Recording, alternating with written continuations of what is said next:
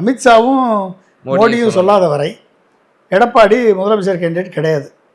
எப்படி வந்து நிதிஷ்குமார் 3 மாத முதலமைச்சராக ஆக்கப்பட்டு அவர் மேலவைக்கு தேர்ந்தெடுக்கப்பட்டு அனுப்பப்பட்டாரோ அதே மாதிரி எடப்பாடி ஒருவேளை ஜெயிக்கிறதுக்கு வாய்ப்பு இல்லை, ஜெயித்தாலும் அவர் இடைக்கால முதலமைச்சராகத்தான் இருப்பாரே ஒழிய, இல்லை என்றால் பிஜேபியினுடைய ஏவலாளியாக அடிமை முதலமைச்சராக இருப்பாரே ஒழிய அவர் அண்ணா திராவிட முன்னேற்ற கழகத்தினுடைய முதலமைச்சராக இருக்க மாட்டார்.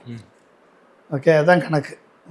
அப்படிப்பட்ட ஒரு நிலையை எதிர்க்க வேண்டும் என்று சொன்னால் சசிகலா மேடம் அவர்கள் இந்த 2 நிலைப்பாட்டை ஸ்ட்ராங்காக உறுதியாக கடைப்பிடிக்கணும். தனித்து நிற்கணும், இல்லைன்னா வந்து ஒத்த கருத்துள்ள கட்சிகளோடு கூட்டணி அமைக்கணும்.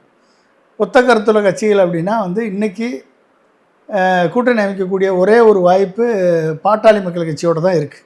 ராமதாஸ் ஐயா பிரிவு மருத்துவர் ஐயா ராமதாஸோடு தான் இருக்குது. ஏன்னா அவரும் தனித்து விடப்பட்டிருக்கிறார், சசிகலா அவர்களும் தனித்து விடப்பட்டிருக்கிறார். 2 தினங்களுக்கு முன்னதாக அம்மையார் சசிகலா அவர்கள் தைலாபுரம் தோட்டத்துக்கு சென்று ராமதாஸ் ஐயா அவர்களை சந்தித்திருக்கிறார்.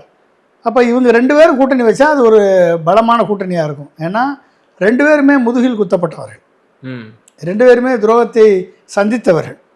அன்புமணியின் துரோகத்தை சந்தித்தவர் மருத்துவர் ஐயா ராமதாஸ், எடப்பாடியின் துரோகத்தை சந்தித்தவர் சசிகலா, டிடிவியின் துரோகத்தை சந்தித்தவர் சசிகலா.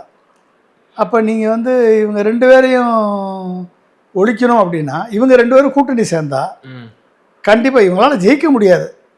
சசிகலா அவர்களாலேயோ இல்லை மருத்துவர் ராமதாஸாலேயோ ஜெயிக்க முடியாது. ஆனால் இவர்கள் மீது முதுகில் குத்தியவர்களை தோற்கடித்தாலே அது இவர்களுக்கு வெற்றி. அது